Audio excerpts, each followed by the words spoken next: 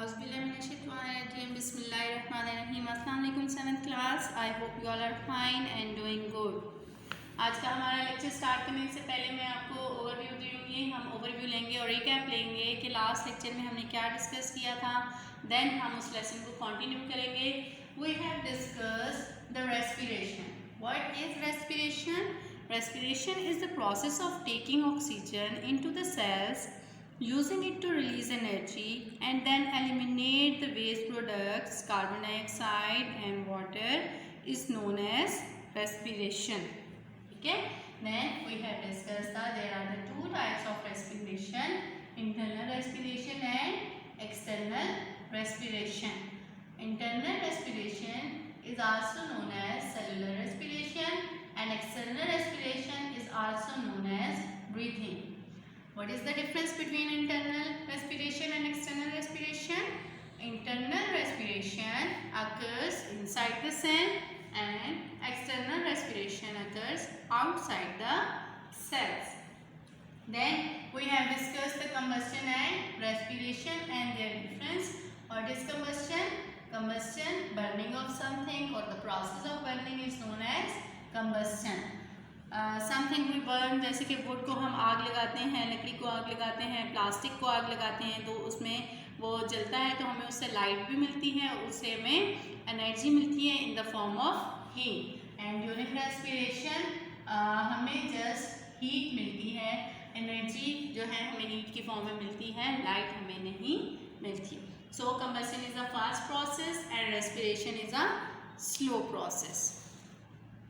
Then comes toward our topic of discussion is the different types of internal respiration. ठीक है, आपने इस बात को ज़हन में रखना है जो कि पहले हमने डिस्कस किया था। What are the types of respiration जो हैं वो इंटरनल हैं और एक्सटर्नल हैं।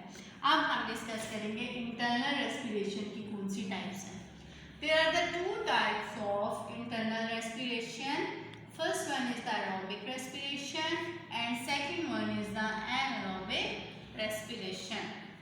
Aerobic respiration, the respiration that occurs in the presence of oxygen is known as aerobic respiration. And N means not, means absent.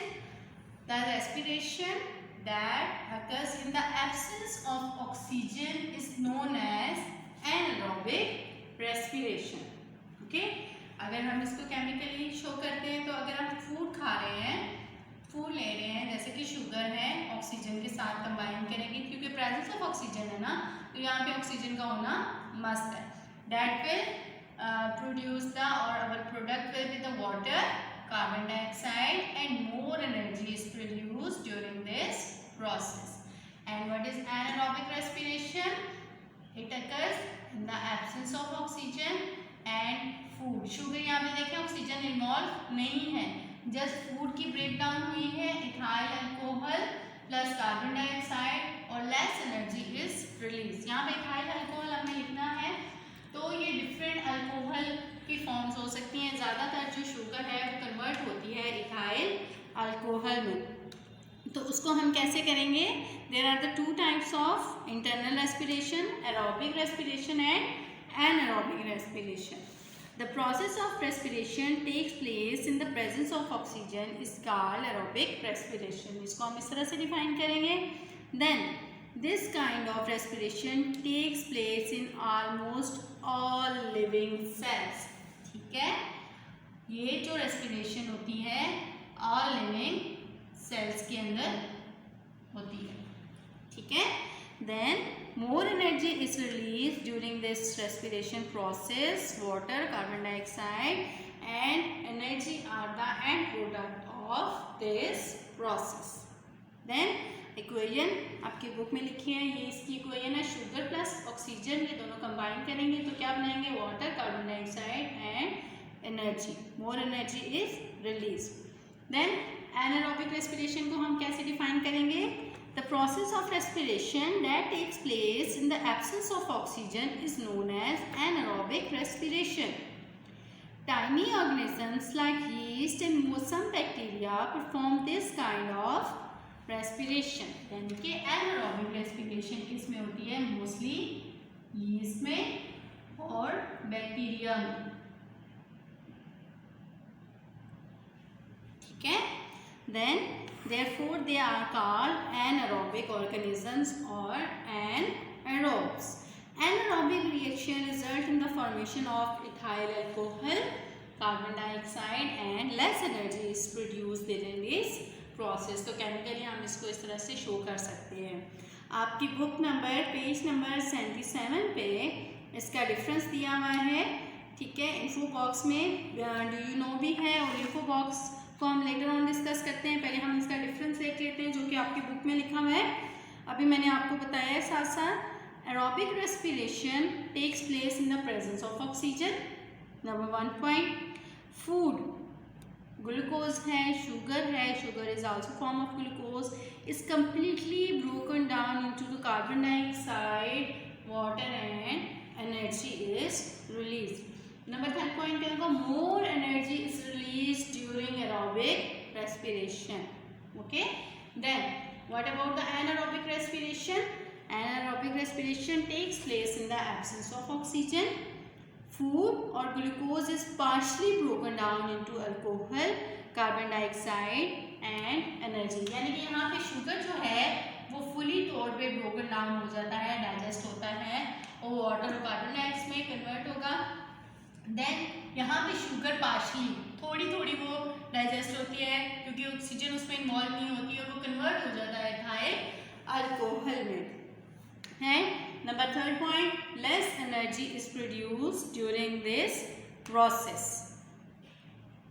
Anaerobic respiration occurs inside our body, ठीक है। हमने ये डिफरेंस पढ़ा है, लेकिन कभी कभी ऐसा होता है कि जब हम एक्सरसाइज कर लेते हैं, while we are doing exercise, कि हमारा ब्रीथिंग रेट इंक्रीज हो जाता है, हमारी हार्ट बीट इंक्रीज हो जाती है।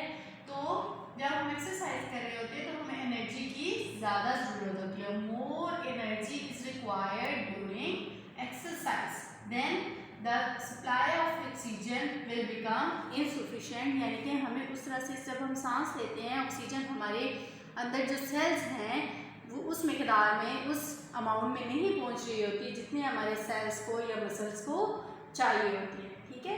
तो जब हम एक्सरसाइज करते हैं हमें ज़्यादा एनर्जी रिक्वायर होती है, तो जब ज़्यादा एनर्जी रिक्वायर होगी तो ऑक्सीजन की सप्लाई ज़्यादा होगी तो हमें एनर्जी ज़्यादा मिलेगी ना। तो समटाइम्स ऐसा होता है कि हमारे मसल्स जो हैं एनारोबिकली रिस्पायर करना स्टार्ट कर सकते हैं। अब जैसे आप देखें जब आप भाग रहे होते हैं तो कभी भी ऐसा होता है, एक वक्त ऐसा है कि आपकी टांग जो है, कोई भी आपकी टांग या दोनों टांगें मूव नहीं कर सकती।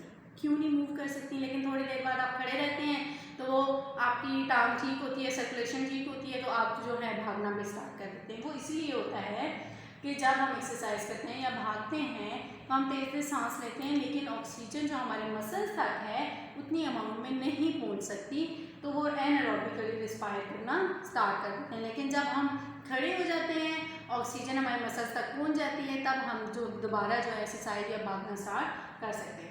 तो जब मसल्स एनारोबिकली रिस्पायर करना स्टार्ट करेंगे तो ग्लूकोज जो है लैक्टिक एसिड में कन्वर्ट हो जाता है और एनर्जी जो है उसमें प्रोड्यूस होती है, लेकिन ये बहुत कम टाइम के लिए होता है, उसके बाद हम मूव नहीं कर सकते, ठीक है। ये था कि एनारोबिक रेस्पिरेशन हमारे सेल्स के अंदर हो तो रही है, लेकिन जब हम एक्सरसाइज कर रहे होते हैं, जब इनसफिशिएंट ऑक्सीजन मिलेगी then muscles will require anaerobically, ठीक है। तो उसमें क्या था, glucose will convert into the lactic acid and energy is produced. In the last, what is the importance of respiration? हमने उसकी टाइप्स डिस्कस कर ली, डिप टाइप्स हमने डिस्कस कर ली इंटरनल रेस्पिरेशन की, लेकिन आप उसका मेन पॉइंट हमारा क्या है, what is the importance of respiration? Importance of respiration में आ जाता है कि वो it is a important process in nature, it is a process by which the solar energy is trap by the plants is utilized, ठीक है। कि plant जो है सोलर एनर्जी को ट्रैप करती है और फोटोसिंथेसिस में हेल्प करती है, जो कि उसकी खुराक बनाने में हेल्प करती है। The energy release during respiration helps us perform all the vital activities of our body, ठीक है। Some part of this energy transforms to heat which keeps the bodies of all warm-blooded animals warm, ठीक है। तो importance क्या है main, अगर हम उसका निचोड़ निकालें चीज़ के जो है मेन एक बात करें तो what is the importance of respiration? It provide us energy to perform different task.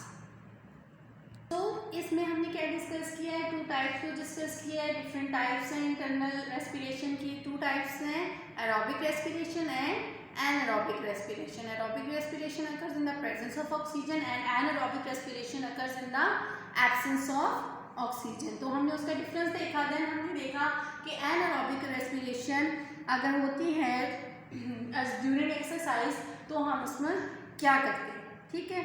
और फिर जो एनारोबिक रेस्पिरेशन क्या है, ग्लूकोज कन्वर्ट हो जाता है एनर्जी में। तो ओवरऑल हमारे पास क्या आ गया? कंक्लूजन हमारे पास ये आता है कि रेस्पिरेशन हमें एनर्जी प्रोवाइड करती है ताकि हम डिफरेंट एक्टिविटीज़ को परफॉर्म कर सकें।